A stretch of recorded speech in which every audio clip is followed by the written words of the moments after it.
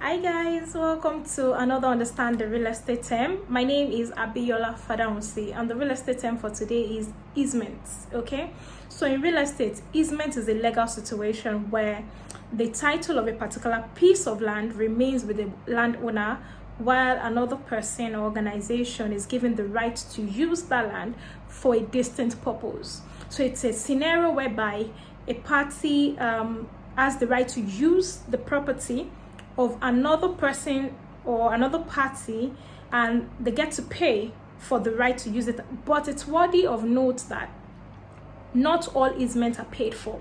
Okay, and I will explain that further when I get to the types of easements.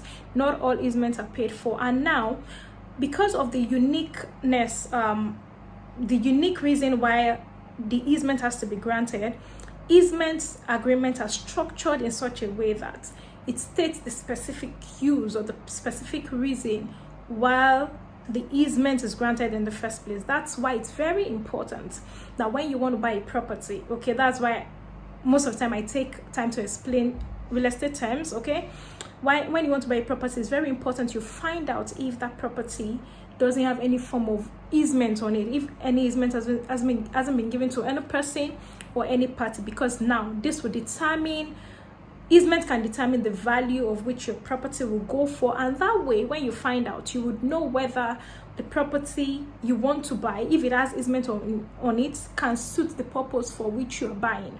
Okay, so most people don't know this. They just buy. Yes, they do every other form of due diligence, but they don't know if there's an easement has been granted. And because easements most times are permanent or even transferable, because when you buy for properties that easement has been granted to another party, sometimes it's transferable to the next owner. So you really want to find out when you want to buy a property if easement has been granted to another property, another person or another party on that particular property.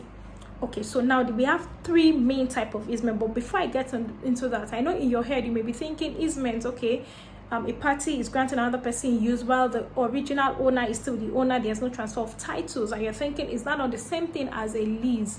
Easement is quite different from a lease. And you know, when you want to differentiate it, there are three questions that comes to mind that differentiate easement from a lease. Because so first you'll be asking, when is easement, what differentiates it from a lease is you would have to ask, is it possessory rights or non-possessory rights? So when is easement, most easements are non-possessory rights. You don't possess the property, you only have rights to use, unlike when it is a lease, and I'll explain that further. So when you lease a 3-bedroom apartment, for example, when you move in, when you move your things in, whether it's office space or a living area, okay, you have exclusive access to that space. You can choose to shut the word out, except maybe when your facility manager comes to check in to find out how the apartment is going, if everything is, you know, being kept well and in order and all of that. You can determine who gets into your space when it's a lease. But when it's easement, you don't possess it. You only have the right to use, as other people have a right to use. So that differentiates easement from lease. It's non-possessory.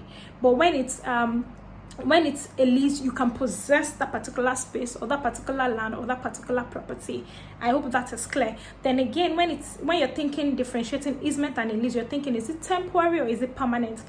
Most of the time, easements are permanent, right? Most of the time, there are some that are temporary as well. But leases, in this case, are temporary. They have a deadline. They have an expiry date. There are some easements too that have expiry dates, which will be stated in an easement agreement when that is being drafted. Then also, if it's temporary, what differentiates it is you need to find out if it is personal or if it's transferable. So if it's temporary, is it transferable easement? Can it be transferred to another party coming in? Or when, you know, when another person needs to use that space, is it transferable? So this differentiates it from a lease. Okay, and I hope that is clear, because yes, you may think, it's the same thing as a lease. A lease, someone has the right to use a property while the owner still remains the owner. But yeah, so that differentiates it, especially the first one. It is non-possessory. You don't possess it. You have a right to use, but you do not possess it for that time limit. Other people too can have access to that particular area. Okay, so now there are three main type of easements, and the most popular one, which is number one, is utility easement. And this is a case whereby a utility company or organization reaches out to a property owner, whether an individual or a group of people, to use maybe a part of their property to set up for example, okay, let me just break it down this way. So for example, you have telecom companies like MTN, right? So if MTN, I know we are all in this part of the world, we are familiar with masts. We know mast for connection and all of that. So if MTN walks up to me, Abiola, that, oh, we don't have a mast in this area, and we think that if we put up a mast here, it would aid better connectivity for our users around here. And I agree with them that, okay, this is my land, but just take a portion of it, put up your mast. That is easement. That's an example of utility easement. So a utility company walks up to a property owner to have maybe their devices, or run power cables. A power company run power cables through your land to to serve other people, or for the better use of everyone. But it's my land, right? So I still have to grant that permission. And in most cases, utility easements are paid for. They are paid for. They don't come free, okay? Unlike the other two types that may be free, okay? So when it's utility easements, those are the popular ones that are paid for. You have to pay. The utility company has to pay. So I hope that example I gave of maybe a telecom company, a telecom company walking up to me, telling me they want to put up their mast in this location where I have my land. Yes, if that is easement, okay?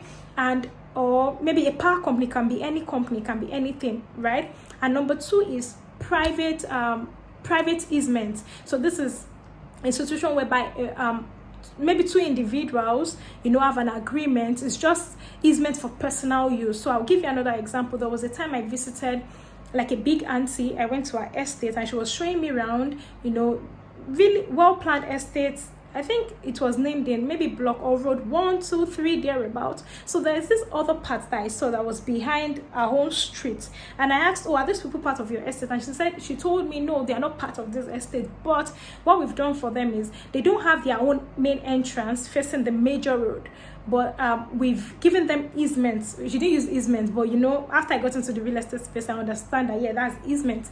We've given them rights. They can come in through our estates to get into their estates. So we opened up a portion for them so they can choose to drive in, but ideally, if we choose, we can block off that space. They are not part of our estate, but we are just nice to let them have access. And I think their own estate is more popular and prominent. So, these other guys choose to always say, oh, I live in this estate, but in reality, they are not a part of the estate. It's just because these other guys, like those that live in my auntie's estate, I've given them the right of easement to use their road to get into their estate. But if anything happens and they choose, we want to block off this space, they have the right to. Okay, that is an example of private easement, and these guys didn't pay for it. So private easement can be paid for and it can be free, but most times it comes free. So rather than these other guys at the other estate have to drive all the way through the back to access their own estate, so they have another entrance as well, but they've chosen to close that up and rather use this other more prominent estate's driveway to link up their own estate. So that's an example of private easement. I hope you understand that. Then the third type of easement is easement by necessity, and this is a very liberal kind of easement, because most of the time it doesn't require an easement agreement because it is backed up by local law. So for example, there are some cities and there are some states that they are planned in such a way that everybody has to share driveways, right? So for another neighbor, a particular person may have to drive through someone's driveway to get to their own garage, okay? So in this case, it is necessary because of the way that state or that particular location has been planned. So it is backed up by local law. So you can't link them to say, oh, you can't use my driveway, okay? Those are more like permanent, and yeah, they are more permanent. So it's by necessity. You have to grant easement by necessity because it is necessary that this other person gets to their own house, gets to their garage. So that's the number 3 type of easement.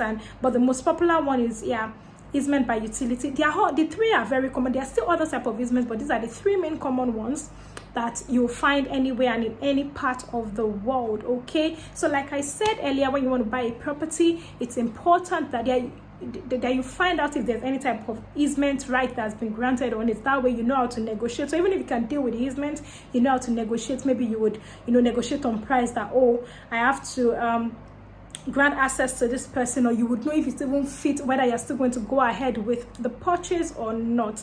And like I said earlier, there are some easements that are transferable. They are transferable, so the new owner has to deal with having to share space or having to allow another person have access to that property for use. So that is it. I hope you're clear, and I hope now you know that it's different from lease, which I would explain in another video. So if you have any question, do also ask me.